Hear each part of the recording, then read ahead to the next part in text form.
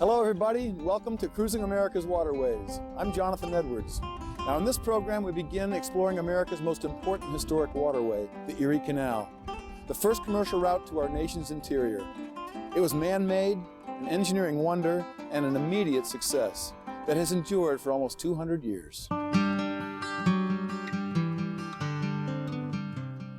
Before there was photography, movies, and television, there was the Erie Canal.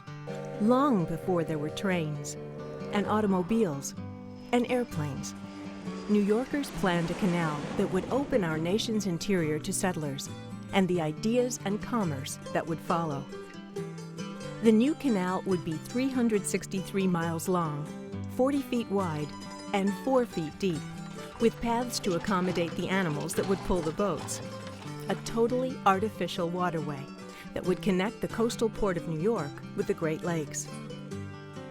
In a state without professional engineers, construction companies, and limited financial resources, it seemed like an impossible task.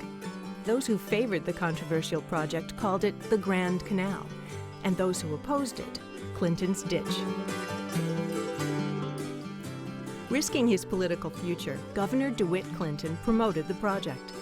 Construction started in Rome, New York in 1817, and the Erie Canal was fully open for business in 1825.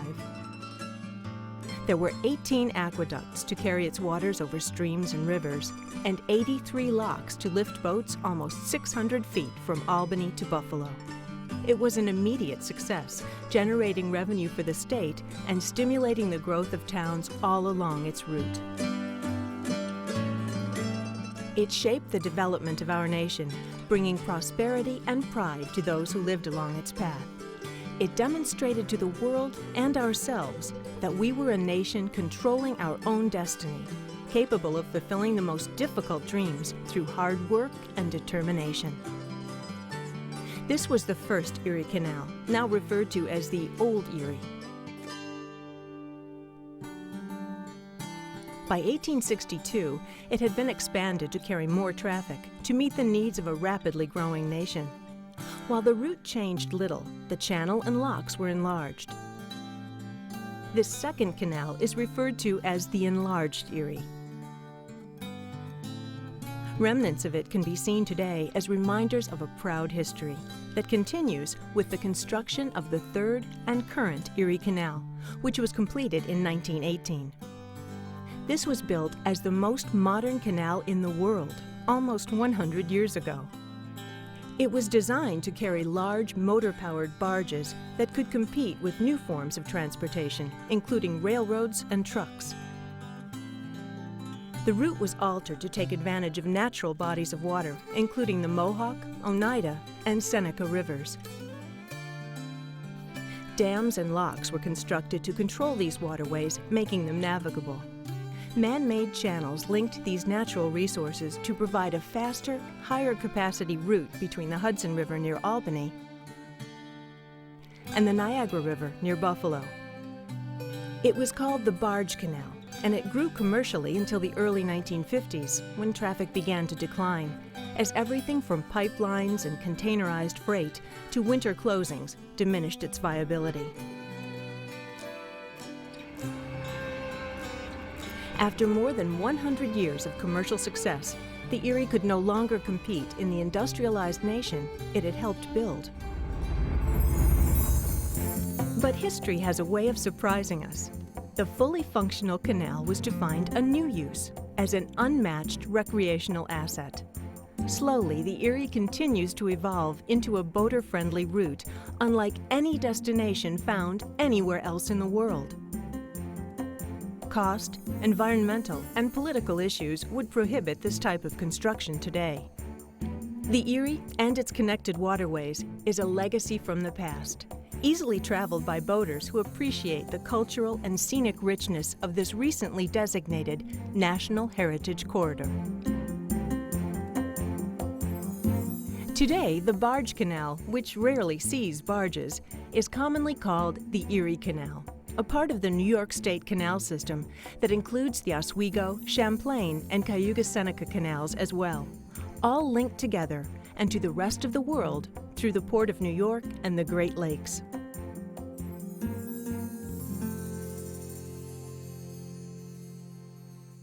This really lovely waterfront area is at the western terminus of the present-day New York State canal system. We're in the Tonawandas. That's how people around here refer to the cities of Tonawanda and North Tonawanda. Now, originally, the Erie Canal extended from Albany to Buffalo. Today, it ends here. And this town has done a really terrific job making use of that canal heritage by not only establishing this waterfront area where boats can tie up and find all the amenities, but also they sponsor a wonderful Erie Canal Festival in the summer. The restored 1829 Long Homestead and the Herschel Carousel Factory Museum are both within a short walk. If you headed west from the Tonawandas, you'd end up in the Niagara River. The Niagara River flows north and south. South takes you to Buffalo, and north is towards Niagara Falls. Niagara Falls is a huge falls called one of the 7 wonders of the world because it is such a huge falls. It carries an enormous amount of water, all of the water from the Great Lakes west of here and Lake Erie, of course, and it takes all that water and dumps it into Lake Ontario. From Lake Ontario, it flows through the St. Lawrence River and eventually out to the Atlantic Ocean. Now, of course, you're probably not going to want to take a boat and head north on the Niagara River because you'd end up going over the falls. But you might want to take a boat and head under the falls, a boat called the Maid of the Mist. A few daredevils have chosen to go over Niagara Falls in barrels, but millions achieve their adrenaline rush by boat. The company has been here since 1846. Started out as a ferry service, actually, before they built the bridges, and evolved into a tour up by the falls over the years.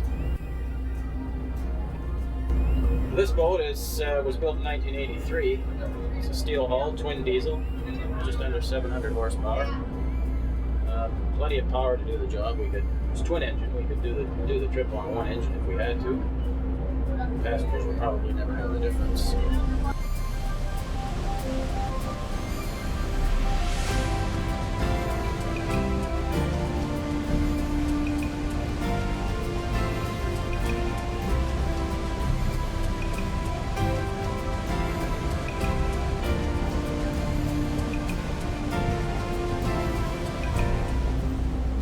As far as running the boat, it's not really too complicated. Once you learn the currents of the river, just a matter of making the 20-minute trip, keeping everybody happy, and making sure they get wet.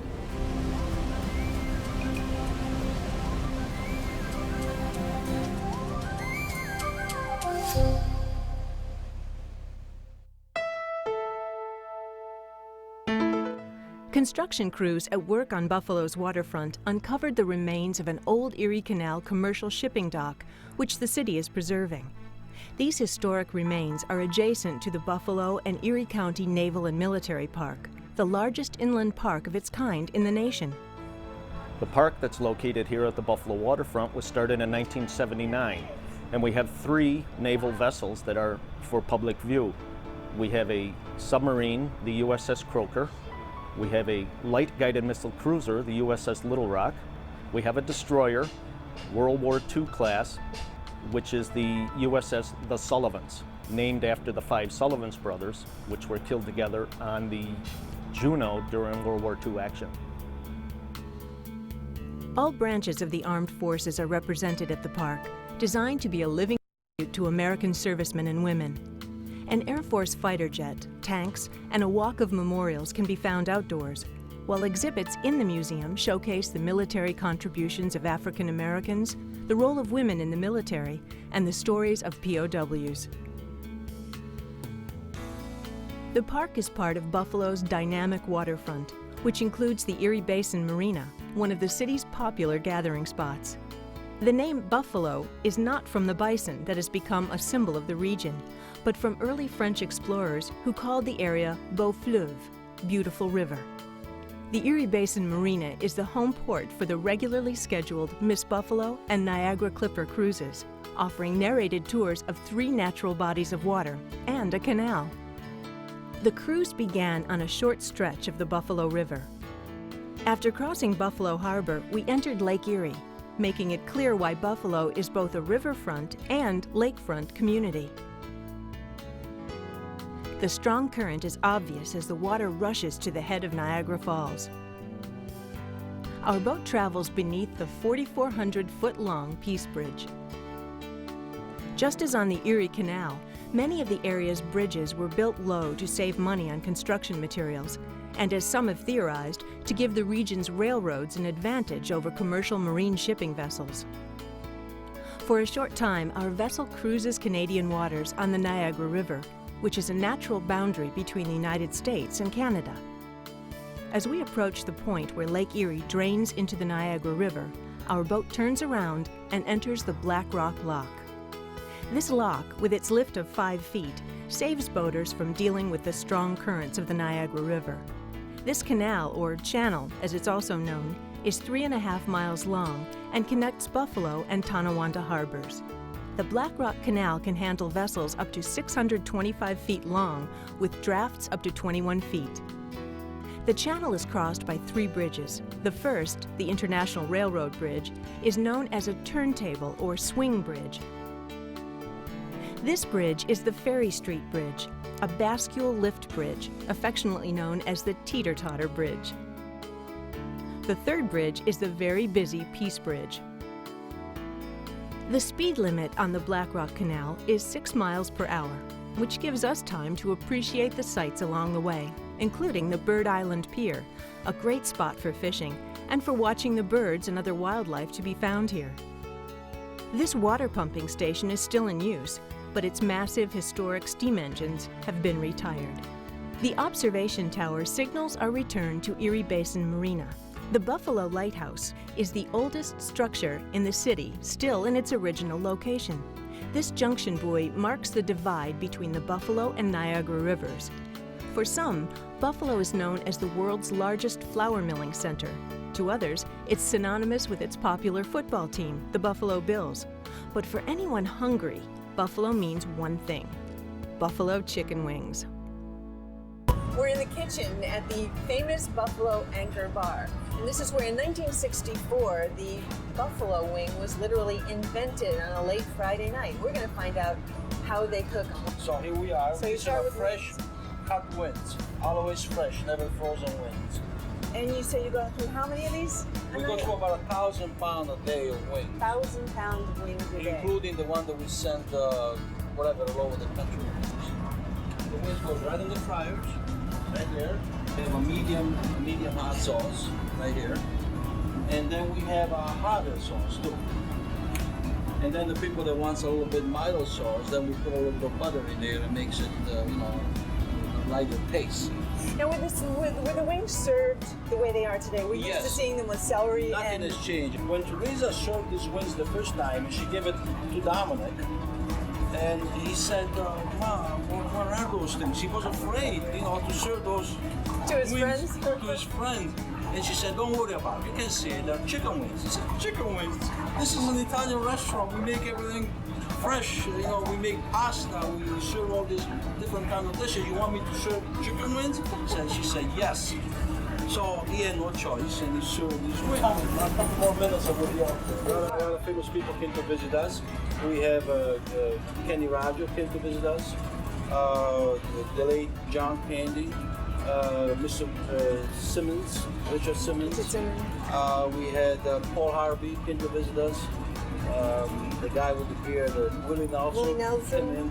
And many other more than that. And you have pictures all over. Sure. Yeah. When they come in, I see them, I introduce myself. Can I have a picture? I'll put you, on the wall of fame. Oh, they love it. They just, they're glad to do that. So all those pictures, and not to mention now that the season, the football season starts, I was told that when the opposite team comes to Buffalo, at the airport they tell the taxi guy, "Take me to the Anchor Bar before you take me to the hotel room." And these guys that come in, they're giants. Yeah. They come in, they order bucket and bucket of wings.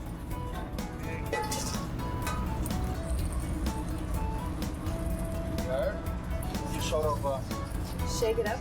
So they all get molded.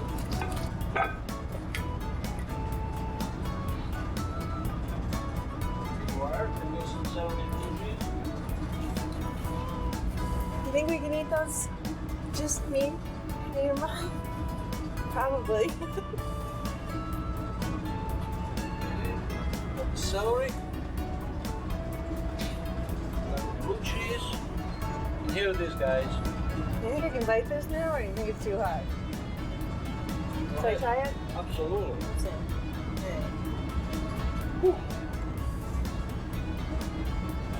If I burn my mouth and I can't talk for the rest of the day, you will be lucky.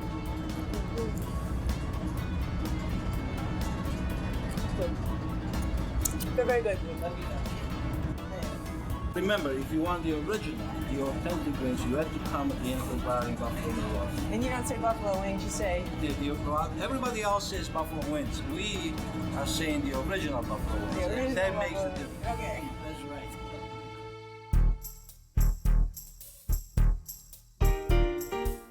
The 1918 Erie Canal features many mechanical innovations. This is one of the 15 lift bridges we have on our canal system.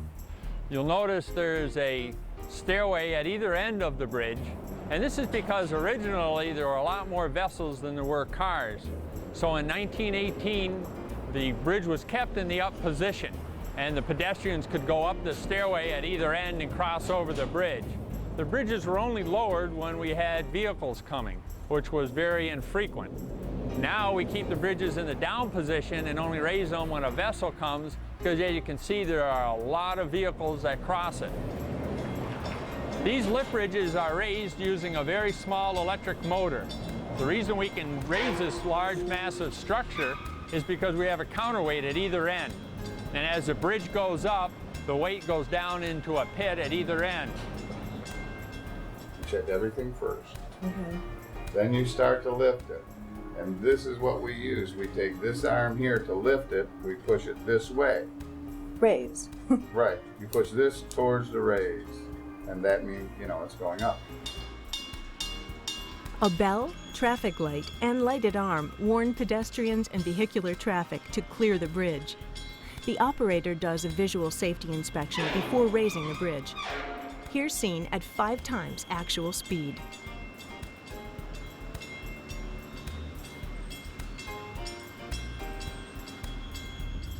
Boats pass under, observing what is frequently the town's main street.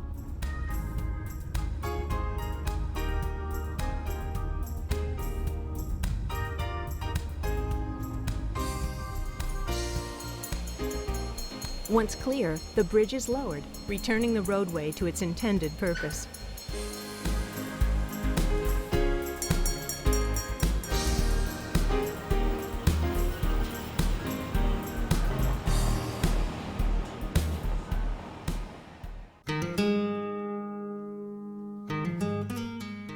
We're here in Lockport, a city that literally grew up with the Erie Canal. This canal port has worked hard to draw visitors to its canal banks by preserving its past through museums and restoration of its historic buildings and constructing hotels, eateries, and other amenities. We received a warm welcome from the Murphy family, which operates Lockport Locks and Erie Canal Cruises. Their boat tours pass through the city's famous flight of locks while cruising this stretch of the canal, which follows the same route as the historic canal. Lockportians are proud of the fact that it was a Lockport resident, Jesse Hawley, who first introduced the idea of a canal that would connect Lake Erie with the Atlantic Ocean. Of course, at the time he suggested it, Lockport wasn't even Lockport yet. We're headed east through the locks at Lockport, New York. And these locks are particularly interesting because they were so difficult to construct. Let me just read you a quick section from The Erie Canal by Sam Adams. He says, west of Rochester stretched the long level. From the Genesee River to Lockport, 63 miles, the land was flat, the soil was easy to dig, and obstructions of any kind were few. And then they hit the Niagara Escarpment, and that's what these locks are traversing. It's a 50-foot elevation change, which all by itself is a challenge, but add to that the fact that they were going to now have to dig through solid rock in order to create this 50-foot elevation change. Well, an engineer, Nathan Roberts, decided that the way to solve this problem was to create 5 steps in the locks. And not only that, but to create double locks so that there was a lock that would ascend and a lock that would descend so the traffic could be going both ways at the same time. They had to dig through roughly 7 miles of solid rock to create the locks here at Lockport. The ones we're going through now are a modern recreation so that there's only 2 locks, roughly 25 feet apiece. We got off the boat in Lockport to tour one of the area's unique attractions, the Lockport Cave. The cave is really a large, 2,430-foot-long tunnel dug out of solid rock by miners in 1859 to supply water power to area mills. Here we are back in 1880 pipe again, riveted steel plate.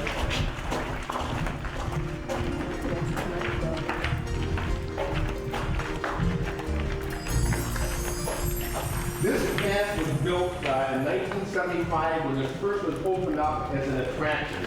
Obviously, when the miners came to here, there was no path here. This was put in for the convenience of the guests.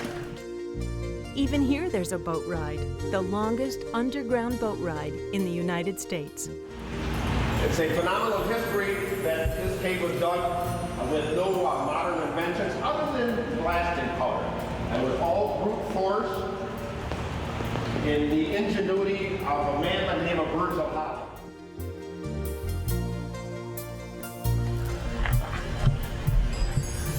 We made it.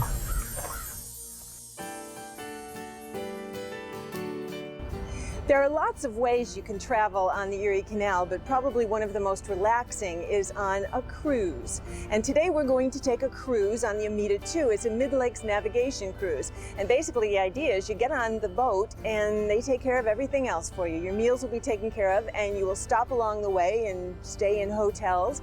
And as you go, you're going to see all the sights. It's all going to be narrated for you and you can just kind of sit back and relax and enjoy the history and the beautiful day. Typical of cruise ships, food was immediately available, followed by a greeting from the captain. This is not the most dangerous thing you've ever done in your life. If you came on this trip for an adventure, for an action-packed, white-knuckled ride, this is not it. This really isn't it. The canal is only 12 feet deep. We're already 6 feet in the water. If we sank and we got everybody to the upper deck, we probably wouldn't get our sneakers wet. There's only a 10-minute period for this entire trip where we are more than 100 yards from shore. Usually we're no less than 100 feet from shore. I am a coward.